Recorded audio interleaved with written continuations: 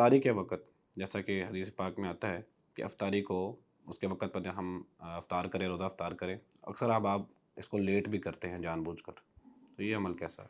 بخاری شریف میں حدیث ہے، رسول اللہ صلی اللہ علیہ وسلم نے فرمایا میری امت اس وقت تک خیر سے رہے گی ما عجل الفطر، جب تک وہ افطاری جلدی کریں گے۔ تو اس سلسلے میں مجھے ایک واقعہ یاد آ رہا ہے کہ مدینہ طیبہ میں ایک شیخ ہوتے تھے عبد الصمد کاتب رحمہ اللہ، یہ علم الفرائض کے امام تھے وہاں۔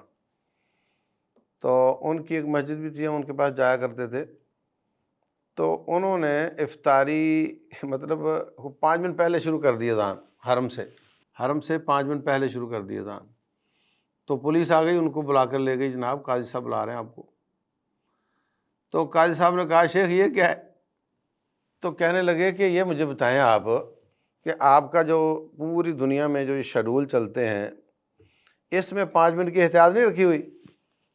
بولے ہاں رکھی ہوئی ہے۔ تو بولے میں پھر وقت پر پڑھتا ہوں اذان۔ تو قاضی صاحب کہنے لگا بات تو ٹھیک ہے آپ کی، مگر نا اس سے کیا ہوتا ہے کہ ایک انتشار بنتا ہے، تو آپ نا ایسا نہ کیا کریں۔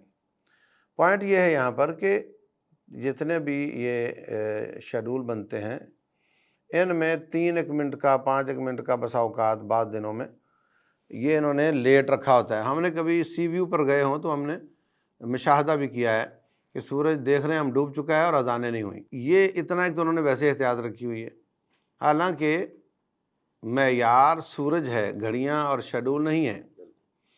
تو اگر آپ آنکھ سے دیکھ رہے ہوں کہ سورج کی ٹکیا ڈوب گئی ہے اور آپ کسی مطلب پہاڑ کی اوٹ میں نہ بیٹھے ہوں کہ آپ کی پہاڑ کے پیچھے ڈوب گیا، آپ ایسی جگہ ہوں جہاں واقعتاً پتہ چلتا ہو جیسے سی ویو ہے کہ سورج واقعتاً ڈوب گیا، تو فوراً افطار کرنا یہ بخاری شریف کی اس حدیث کے تحت یہ خیر والی بات ہے، لیٹ کرنے کی کوئی دلیل نہیں ہے۔